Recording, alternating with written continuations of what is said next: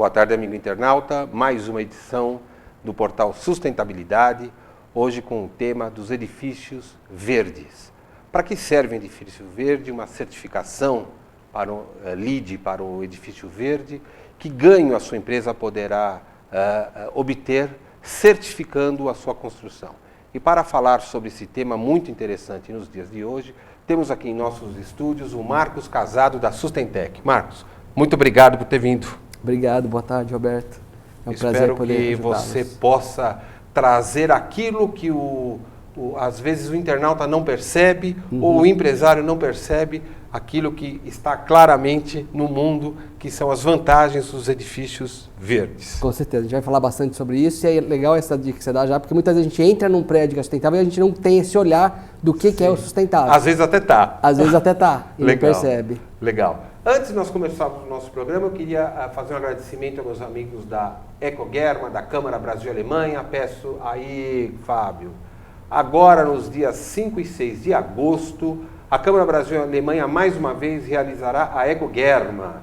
Quem tiver interesse em participar, entre no site ecogerma.com, faça a sua inscrição e entenda um pouquinho também dos negócios sustentáveis através da Ecogerma, da qual o portal se sente honrado em ser o apoiador oficial, além de, no dia 6, nós seremos um dos moderadores dos debates dos empresários alemães e brasileiros no evento. A Daniele, muito obrigado mais uma vez pelo convite, o segundo ano que estou lá participando daquele belíssimo evento, que é hoje o maior evento das câmaras de comércio latino-americano em sustentabilidade. Daniele, mais uma vez, obrigadíssimo. Bom, Marcos, o que é certificação LEED? A certificação LEED ela foi desenvolvida pelo United States Green Building Council, né, o GBC dos Estados Unidos, em 1999, para poder dar uma orientação para o mercado sobre como construir de forma sustentável. Né, como a gente vai construir um edifício sem ter tantos impactos, que é os impactos que a gente sabe que os edifícios geram. Então ele foi desenvolvido em 1999 nos Estados Unidos, hoje ele é usado em mais de 140 países, foi a certificação que mais se internacionalizou nesses anos todos. No Brasil, a certificação LEED chegou em 2007, né, até um projeto que eu tive a oportunidade de participar, que foi uma agência do Banco Real, na época. Sim. Foi a primeira construção certificada pelo LEED na América do Sul. A agência Granja Viana, ali na Raposo Tavares.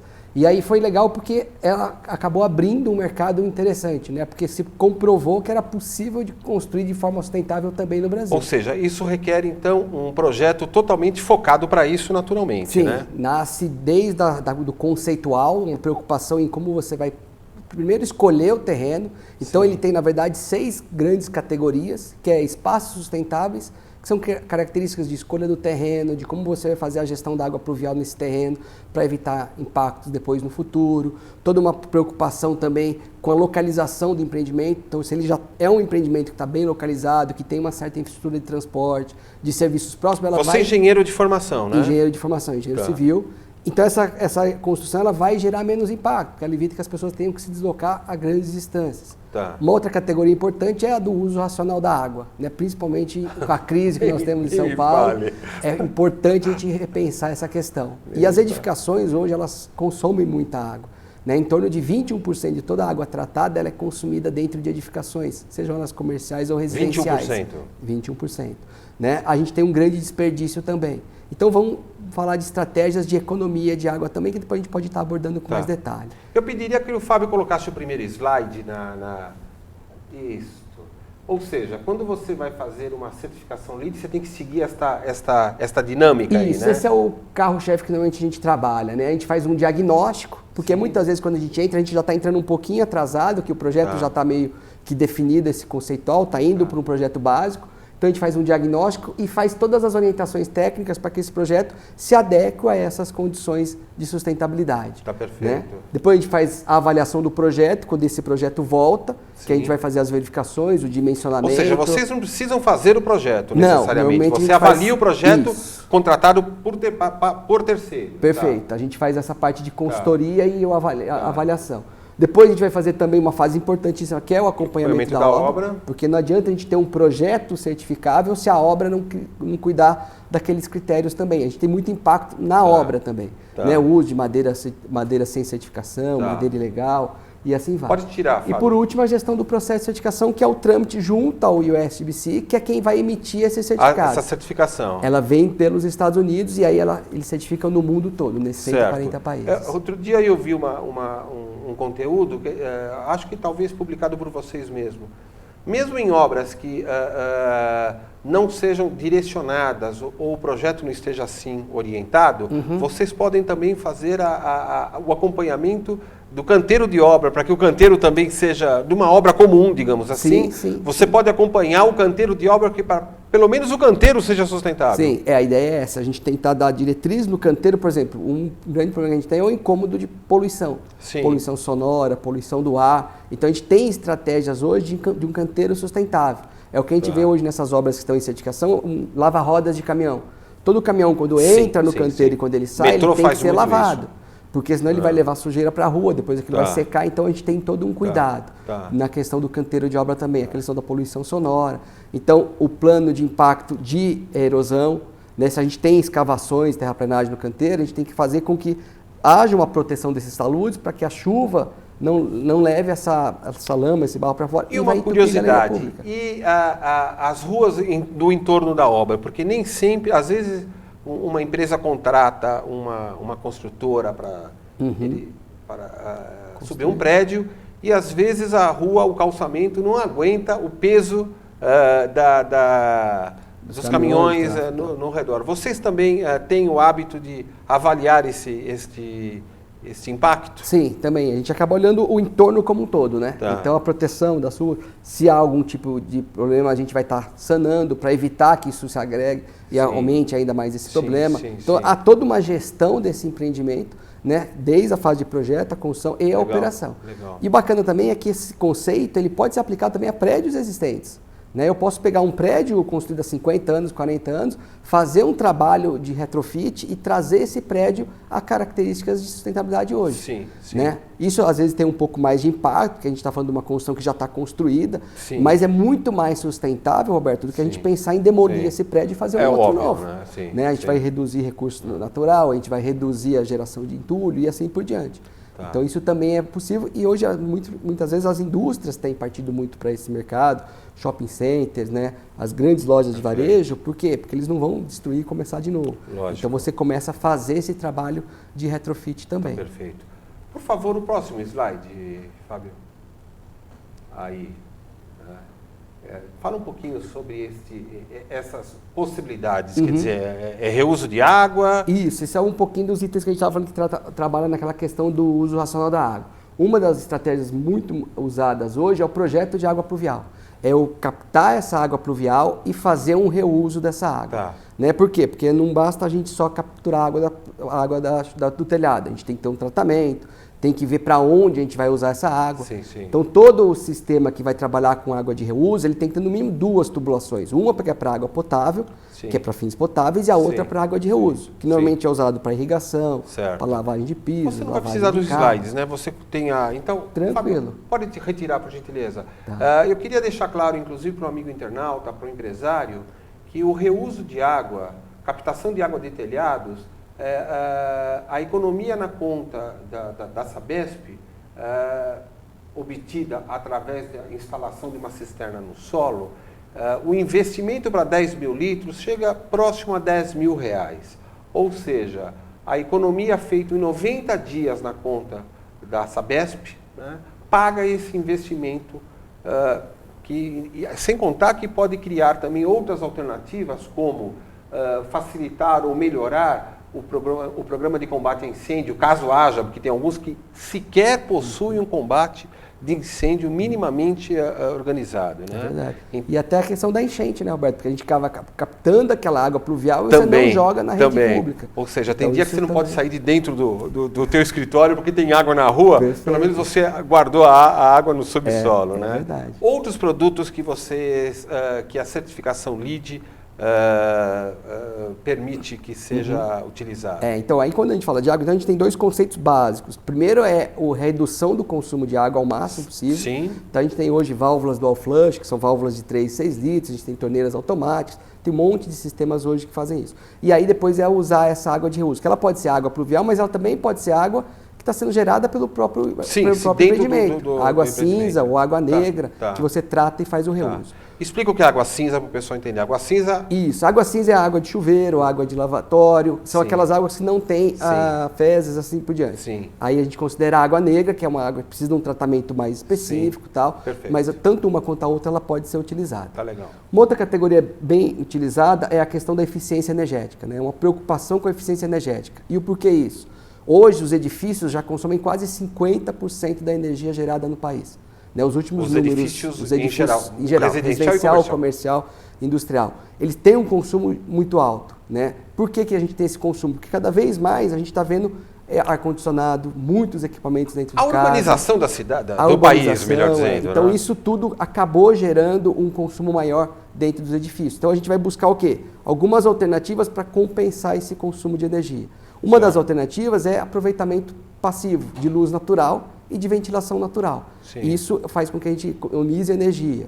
Outra forma de gastar menos é gerar uma energia ou consumir uma energia renovável. Sim. E aí os edifícios estão cada vez mais instalando sistemas fotovoltaicos que geram energia através da energia solar e aí compensam esse seu uso. Ou energia eólica também, microgeradores, ou vindo de fontes eólicas também. Sim. Então a gente tem algumas estratégias interessantes. O maior vilão de eficiência energética do edifício é o ar-condicionado. Quando a gente fala em prédios comerciais e em residenciais em algumas regiões do Brasil. E existem hoje várias estratégias para a gente economizar o ar-condicionado. Existem sistemas VRF, sistemas VRV, são sistemas de ar-condicionado muito mais eficientes e que gastam menos energia. Mas esse já para instalações que já estão em funcionamento ou precisa que o projeto seja orientado para esse tipo de situação? Você pode fazer a troca do sistema convencional por um sistema desse, se já for um prédio existente, ou se você vai fazer um prédio novo, você já nasce com uma tecnologia assim. Na pior das hipóteses, na troca do sistema, o payback disto em quantos anos? Ele não vai passar aí de 5 anos. Tá, a gente ótimo. tem hoje um investimento razoável. 5 anos é muito, muito bom. Sim. Falando em construção civil, né? Quando a gente fala na construção sustentável como um todo, a gente hoje tem um custo adicional para construir um prédio verde em torno de 0,5% a 7% do custo do edifício convencional. Né? E a gente tem uma economia que ela chega a torno de 8%, 10% operacional, mês a mês daquele edifício. Mês a mês. Então, por isso, esse payback está hoje em torno de 5 anos. No total, né? ou seja, eu investindo no planejamento, no projeto, numa assessoria como uma empresa como a sua, ao longo de meia dúzia de anos eu tenho isto pago. E aí passa a ser lucro a partir do 7º ano. Com certeza. Beleza. Quando a gente fala em construir, a gente está pensando em 40, 50 anos. Sim. É totalmente Até para ser mais detalhista, por exemplo, a gente fala em redução do consumo de água, a gente consegue atingir 50%, 60% de economia de água no edifício. Energia, a gente chega a 30%, 35%. 40% de economia de água. Então a gente tem aí um ganho muito importante. Né? Uma outra categoria que é importante a gente salientar é a questão dos materiais. Os materiais estão sendo usados hoje nessas novas edificações. Então a gente tem usado muito material que é material construído através de resíduo. Né? Que são os materiais. Dizer, o material já é reutilizado. Uma matéria-prima reciclada. Legal. Né? Então a gente tem pisos elevados para edifícios comerciais, pisos elevados para as áreas externas. Para passar tubulação por baixo, sem afetar o piso. Que são feitos de plástico reciclado, de polipropileno. Né? A gente tem também um monte de material que a gente fala que tem materiais com baixo composto orgânico volátil. O que é isso? É o cheiro. É o cheiro de tinta, cheiro de cola, cheiro de adesivo. Se a gente não tem esse cuidado, quando a gente ocupa esse prédio já está contaminado. Então a gente tem que ter um cuidado com a especificação desses materiais. Né? Perfeito. A gente tem estratégias de paredes verticais, paredes verdes, telhados verdes. E isso faz o quê? Isso contribui com várias formas com o edifício. Primeiro que se você tem um telhado verde, você que vai estar captando a água da chuva, essa água já vai chegar filtrada. Vai estar resfriando também o ambiente, menos consumo de energia por ar-condicionado. Ele cria uma redução da ilha de calor, que a gente chama nessas áreas totalmente pavimentadas, a gente tem principalmente nas grandes cidades. Tem uma curiosidade, desculpa te interromper, mas eu estou ouvindo você falar de tantas vantagens, eu fico pensando que o prédio necessita de um acompanhamento depois entregue, né? Quer dizer, isso faz parte do trabalho de vocês. Se vocês fazem esse tipo de acompanhamento para entender como é que a coisa está funcionando, se os índices estão sendo obtidos, vocês percebem alguma mudança? Agora uma pergunta pessoal até, né? Alguma mudança no comportamento das pessoas ou da empresa porque ela se sente num ambiente mais propício para a produtividade. Fale um pouquinho desse aspecto. Com certeza. A gente tem até números que mostram que um edifício verde hoje, ele aumenta a produtividade das pessoas de 2% a 16%. Olha só. Por que a gente aumenta a produtividade? Porque as pessoas estão em ambientes muito mais agradáveis, muito mais confortáveis. Adequados, né? Adequados. Então isso é importante. Por isso que hoje muitos hospitais estão buscando a certificação com esse objetivo. Sim, para cuidar da saúde e da recuperação do paciente. Ele acelera esse prazo. Eu gostaria que o Fábio colocasse um outro slide na frente, agora, o seguinte, perdão. Ou seja, eu posso ter vários níveis de certificação, né? Isso, exato. A certificação LEED, ela tem 4 níveis. O nível básico, que você vai ter que atingir no mínimo 40 dos 110 pontos possíveis dentro do sistema. O nível prata de 50 a 59 pontos. O nível ouro de 60 a 79 e com mais de 80 pontos você certifica nível Platinum. Esse nível Platinum é o concurso hoje. Sim. No Brasil a gente tem 4 edifícios já atingindo esse nível. Se a gente for falar de mundo, cerca de 300 edifícios do mundo todo. Eu estou para contratar uma empresa para colocar uma parede verde aqui, nessa azul aqui. Será que você fica bem aqui do lado ou não? Fica muito bem. Fica legal? Fica toda uma questão de natureza interna e tal. É bem legal. Isso cria, né? A gente em contato com a natureza, a gente está sempre muito mais muito mais agradável. Muito mais feliz, né? Vivemos mais felizes. Fábio, por gentileza, o próximo slide.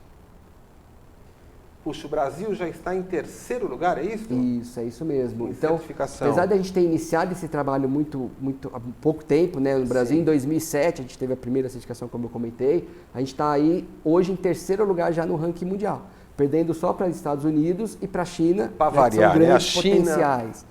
Tudo bem que eles também têm uma poluição muito maior que a nossa, né? Esse é o consolo, né? Mas em tudo... eles constroem demais. Demais, né? Então eles sabem hoje que eles podem reduzir esses impactos. A construção já está orientada para esse tipo de situação. Exatamente. E eu percebi que a gente tem uma coluna de obras certificadas e obras em certificação. Em certificação, né? Por que existe essa diferença, Roberto? Porque quando a gente está iniciando o processo, a gente faz o registro desse projeto para ele estar sendo acompanhado pelo próprio sistema.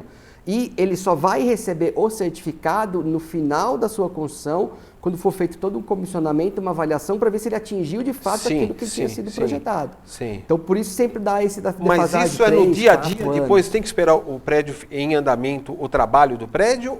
Normalmente se leva aí 6 a 10 meses depois que ele entrou em operação. Depois que ele entrou em operação. Saiu o certificado. Para conferir se de fato aquilo que foi projetado está sendo devidamente... Você perguntou também a questão da continuidade, né? Então o próprio LEED, ele tem uma certificação que ele chama de LEED Existing Building, que é para prédios existentes, onde o objetivo é não só você projetar, construir esse edifício sustentável, mas você operar ele de forma sustentável durante todo o seu ciclo de vida. E aí o grande problema que nós temos hoje é essa passagem de bastão. Né? Muitas vezes a construção no Brasil é muito segmentada. Você tem quem projeta, você tem quem constrói, você tem quem opera. E muitas vezes, quando não é um edifício institucional, uma empresa, onde ela vai fazer todo esse processo, isso acaba se perdendo no caminho. Então, toda aquela preocupação que você teve de fazer um sistema de captação de água de chuva, tal, se o cara não operar com essa forma, ele pode perder esse desempenho. Então, aí que está um grande problema hoje, a gente buscar dar continuidade nesse processo. Tá perfeito. Né? Fábio, o próximo slide, por gentileza. Aí.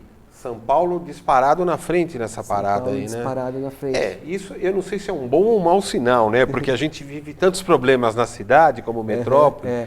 Né? Mas isso se explica também um pouquinho pelo tamanho do mercado imobiliário né? em São Paulo, né? É muito grande. Mas a gente vê ali São Paulo, Rio de Janeiro e Curitiba como os 3 principais centros.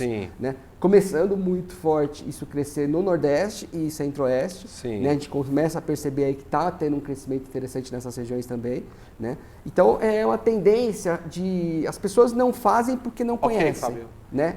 Eu diria o seguinte, é possível que naquela visão do Nordeste o foco seja, por exemplo, investir simplesmente em energia eólica ou solar e abandonar um pouquinho outros objetivos. Já em São Paulo a questão da água é mais fundamental. Como é que está essa distribuição no foco da construção sustentável, em vista de que cada estado tenha o seu problema, né? Então, existe essa questão das particularidades, é até um item que dentro do sistema a gente fala que são os créditos de regionalidade.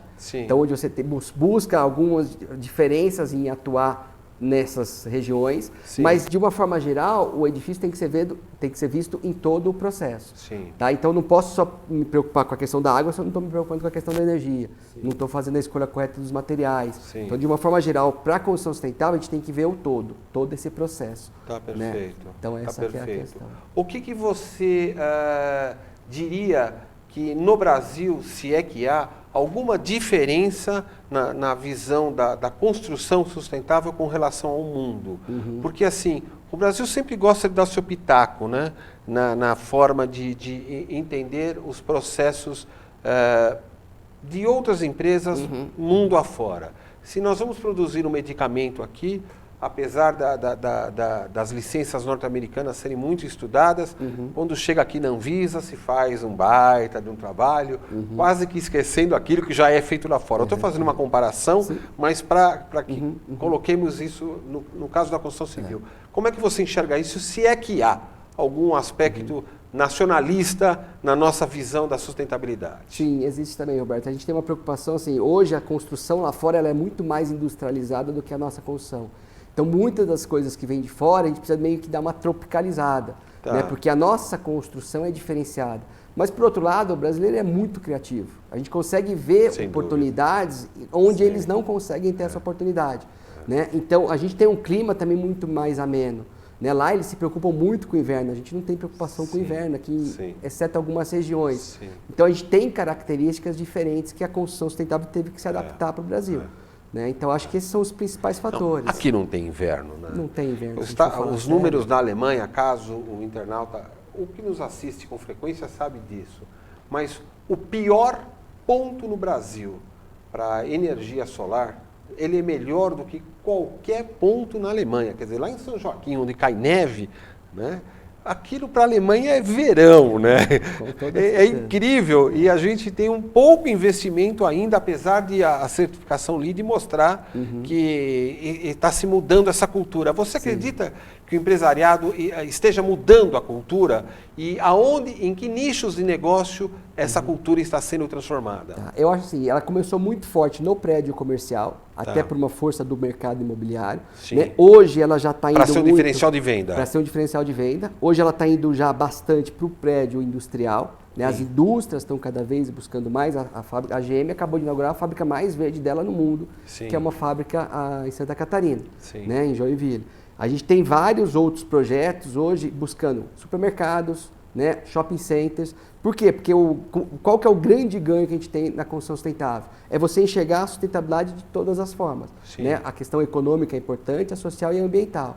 Hoje, o edifício sustentável ele consegue reduzir em torno de 9% o custo operacional, né? Ele reduz em 30% o consumo de energia, como a gente vinha falando. Então, tudo isso está fazendo com que as pessoas veem isso como uma oportunidade também.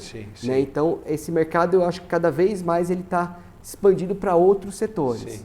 Tá? Na Ecogerma do ano passado, da Câmara Brasil-Alemanha, a BASF fez uma apresentação e o prédio da Índia, eu não me lembro em qual cidade da Índia, ele está produzindo 110% da energia que consome. Perfeito. Ou seja, ele produz a energia dele e joga mais 10% de sobra na rede elétrica. Né? É uma loucura um negócio desse, né? 110%.